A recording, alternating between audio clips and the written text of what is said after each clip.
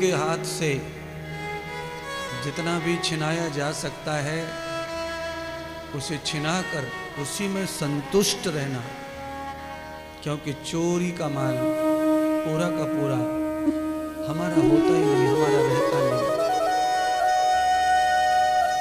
तो इस समय की चोरी हो रही है, टाइम की चोरी हो रही है, आपके जीवन से समय जा रहा है और उस समय की चोरी करने वाले का नाम है काल। तो उस काल से जो कुछ बच सकता है उसे बचाओ।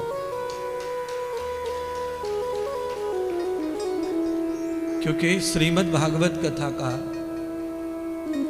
प्रथम स्कंद का प्रथम अध्याय का श्लोक यही संकेत करता है।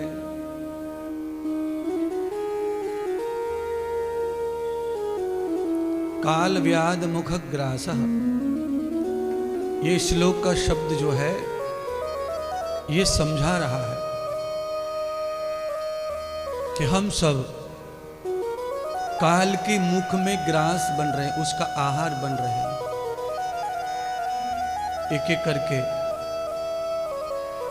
कितनी दुनिया हमारी जीवन में घट गई। किसी का पति नहीं रहा, किसी की पत्नी नहीं रही, किसी का बेटा नहीं रहा, किसी की मां नहीं रही। पति गया तो हमने क्या कर लिया? कुछ नहीं, रो लिए धो लिए और खूब जी रहे हैं। और अब अपने जीने के मार्ग ढूंढते रहते हैं, हम कैसे खुश रह सकते हैं। कुछ दिन रोए धोए, बाद में खुद की पड़ी तो खुद का ही सामान्य साधारण साधना ढूंढने लग गए। क्योंकि उस काल के मुख में जाने से डर सबको लगता है। जो गया सो गया, पर जो गया उतने में ही उसका पेट नहीं भरता, निरंतर वो भूखा ही घूम रहा है। तो कौन बचाएगा उसके मुंह में जाने से? तो भगवान सुखदेव कहते राजा परीक्षित को कि उसके मुंह से जाने से बचाने वाला कोई साधन है तो वो एक ही साधन है, और वो है भगवत शरण, भागवत ख्यानम। काल के मुख का ग्रास नहीं बनना है तो फिर भागवत शरण में आओ, परमात्मा की शरण में आओ। जो भगवान की शरणागति है उसे काल नहीं खाता, और जो अपने अहंकार में घूम रहा है उसका तो पता ही नहीं है वो घर आएगा कि नहीं आएगा। इसीलिए कलयुग में भागवत का बेहद प्रचार हुआ। पुराण तो बहुत है, 18 तो पुराण आप जानते ही हैं, पर उसके अलावा भी और बहुत सारे पुराण हैं जो कलयुग में ही निर्मित हो रहे हैं। जरूरत के हिसाब से दवाइयां बनती हैं, ऐसे पुराण बन रहे हैं। ये 18 पुराण तो 5000 साल पहले बन चुके हैं, और उसके बाद अभी अलग अलग पुराण अलग अलग सन्यासी महात्मा विद्वानों के द्वारा रचित हो रहे उप पुराण। 18 पुराण बांचे नहीं जा रहे तो और पुराण क्या रचने की जरूरत है? मेडिकल पर सब दवाइयां थोड़ी बिकती हैं, फिर भी कंपनी रोज नई नई दवा बना रही है। कंपनियों को अपन ना बोलें कि मत बनाओ तो सब मर जाएंगे बीमारी से। जरूरी ये नहीं है कि दवा सब बिक रही है कि नहीं, जरूरी यह है कि जो बीमारी आई है उसकी दवा है कि नहीं। कई बीमारियां ऐसी हैं जो आके चली गई, कंपनियों ने उनकी दवा बना दी और वो अब बीमारी है नहीं, तो दवा कहाँ जाए? उसे फेंक तो कोई नहीं रहा, बना ही रहे। समय समय पर थोड़ी बहुत बिकती रहती है, उसी लालच में रोज बन रही है। ऐसे ही अनेक जो कहावतें हैं, उपमाएं हैं, अलंकार हैं, श्लोक हैं, मंत्र हैं, व्याख्याएं हैं, गीत हैं, भजन हैं, संदेश हैं, ये सब औषधि है। और ये औषधि समय अनुसार आई हुई बीमारी के लिए है। अभी 2 दिन पहले ही तो कथा समाप्त हुई है, 2 दिन में ये तैयारियां हुई हैं, फिर आज कथा शुरू हो गई। इतनी कथा की क्या जरूरत है किसी को?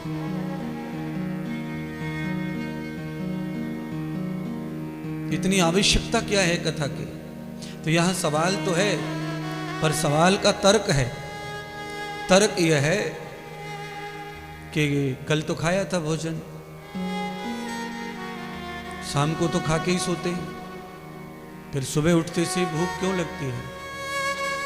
शरीर की जरूरत है इसलिए लगती है। ऐसे ही ये जो कथा है, ये जो भजन है, ये जो गीत है, ये जो पूजा पाठ है, ये मन का, बुद्धि का, चित्त का, अहंकार का, आत्मा का, ये 5 लोगों का भोजन है। अन्न सब्जी रोटी तो खाली एक शरीर का ही भोजन है, पर शरीर के अंदर जो 5 शरीर हैं अलग अलग, उनका सबका भोजन यही है। वो अन्न नहीं खाता मन, बुद्धि अन्न नहीं खाती, चित्त अन्न नहीं खाता, अहंकार अन्न नहीं खाता, और आत्मा अन्न रहित है, वो अन्न खाती नहीं। तो उनका भोजन क्या है? तो उनका भोजन है शब्द ब्रह्म। आत्मा का भोजन भजन है, मन का भोजन सत्य वचन है, बुद्धि का भोजन ज्ञान है, चित्त का भोजन पवित्रता है, अहंकार का भोजन विवेक है। ये सब कहाँ से आएगा? तो यहाँ से आएगा। गोस्वामी जी ने स्पष्ट लिखा हुआ है कि बिन सत्संग विवेकन होई, राम कृपा बिन सुलभन सोई। राम की कृपा के बगैर सत्संग कथा प्राप्त नहीं हो सकता है, और कथा के बगैर सत्य, ज्ञान, निर्मलता, पवित्रता, विवेक पैदा नहीं हो सकता। दुनिया में कोई स्थान ऐसा नहीं है, दुनिया में कोई भोजन, कोई वस्त्र ऐसा नहीं है जो मन को पवित्र कर सके, चित्त को जो निर्मल कर सके, बुद्धि को जो ज्ञान दे सके, आत्मा को जो शक्ति दे सके। दुनिया का कोई कपड़ा, कोई लत्ता, कोई सोना, कोई चांदी, कोई रुपया, कोई खाता, कोई अकाउंट, कोई डिटेल, कोई टोटल नहीं ऐसा है। आपके पास में जरूरत से ज्यादा धन हो तो भी आपकी आत्मा को पावर नहीं आ सकता। धनवान आदमी भी घबरता है, डरता है, उसे भी डर लगता है छजली पे गिरने का, कांच में पैर पड़ने का, कांटे पे पैर पड़ने का। अच्छा, गरीब तो नहीं बैठे ना सब लोग, कोई तो अमीर होंगे ही यहाँ। कांटे पर पैर बिना डरे कौन कौन रख सकता है? हैं? कोई नहीं। एक दो ना बोल रहे, बाकी तो सब रख देंगे, वीर बहादुर हैं सब। हैं? कांच के ऊपर पैर कौन रख देगा बिना डरे? हालांकि तुम्हारे अंदर पावर भी है। अगर कांच पर, कांटे पर पैर पड़ गया धोखे से, तो उसे भी सह लेते अपन। लग गई, कट गया, चिल्लाएंगे, चुएंगे, रोएंगे, धोएंगे, पर पचा लेते हैं। कांटे पर, कांच पर पैर पड़ने से मौत नहीं होती किसी को, इस कारण ही वो सहन हो जाता है। अगर सांप डस ले, उससे भी कई लोगों की मौत नहीं होती है, पर डर बहुत ज्यादा भय, क्योंकि कई लोग मर गए ना सांप के काटने से, तो वही भय बना रहता है, वही डर बना रहता है। घर में सांप दिख जाए तो आदमी बहुत तकलीफ में आएगा, पर घर में कांटा दिख जाए, कांच दिख जाए तो आदमी ज्यादा टेंशन में नहीं आता। झाड़ू लाएगा, पोंछ देगा, भर देगा, डाल देगा। पर सांप दिख जाए तो है तीनों से पीड़ा, कांच से भी पीड़ा है, कांटे से भी पीड़ा है, सांप से भी पीड़ा है। पर सांप से भय ज्यादा है, क्योंकि उसके बारे में सुना हुआ है कि सांप काटने से मरण हो जाता है। कांच और कांटे के लगने से मरण नहीं होता, ये भी सुन रखा है, इसलिए कम डर लगता है। बगल में भी पड़ा हो तो चलता है, पर सांप बगल में हो तो नहीं चलेगा, दिमाग जो है परेशान हो जाएगा। सांप किसका प्रतीक है? अब ये सुनो, सांप जो है काल का प्रतीक है, सर्प ही काल है। एक भजन हम गाते हैं हमेशा, उसकी एक पंक्ति है, और उस पंक्ति को जब गाएंगे तभी आपको समझेगा कि सही बात है, सांप ही काल है। कि काल रूप अजगर है देखो, अपना मुंह फैलाए, पता नहीं ये बैरी जग में कब किसको खा जाए। पता नहीं ये बैरी जग में कब किसको खा जाए। पता नहीं ये बैरी जग में कब किसको खा जाए। पता नहीं ये बैरी जग में कब किसको खा जाए। हरी बस्तियों को कर दे तब, हरी बस्तियों को कर दे तब, पल में ये नुकसान सभी को जाना है शमशान, सभी को जाना है शमशान, सभी को जाना है शमशान, सभी को जाना है शमशान, सभी को जाना है शमशान। राजा रंग धनी और निर्धन, राजा रंग धनी और निर्धन, सब है एक समान, सभी को जाना है शमशान, सभी को जाना है शमशान, सभी को जाना है शमशान, सभी को जाना है शमशान, सभी को जाना है शमशान, सभी को जाना है शमशान।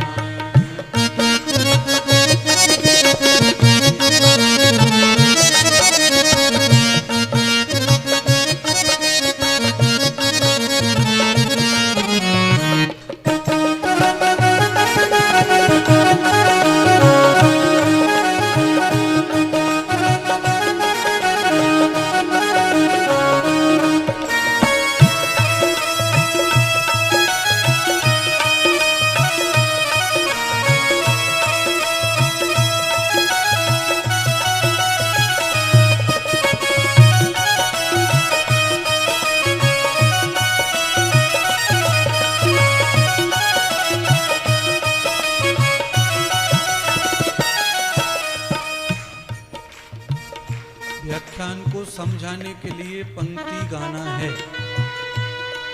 भजन तो गाना नहीं था। और आपको समझाना था कि ये सांप ही काल है और सांप काल का प्रतीक माना जाता है। फिर आपको संशय होता कि कैसे, तो मैंने ये पंक्ति गाकर बताया। पंक्ति क्या है? श्लोक ही है ये भजन, पद्य गद्य और श्लोक और मंत्र, ये चार ही तो भाषाएं हैं प्रवचन की, उपाख्यान की। तुलसीदास ने जो रामायण लिखी है वो पद्य में है, महाभारत लिखा है श्लोक में, वेद लिखे मंत्र से। तो ये पद्य है। भजन की जो पंक्तियां हैं, पता नहीं ये बैरी जग में, पता नहीं ये बैरी जग में कब किसको खा जाए, कब किसको खा जाए। हरी बस्तियों को जाने कब, हरी बस्तियों को जाने कब कर दे ये नुकसान, सभी को जाना है शमशान, सभी को जाना है शमशान, सभी को जाना है शमशान, सभी को जाना है शमशान, सभी को जाना है शमशान, सभी को जाना है शमशान।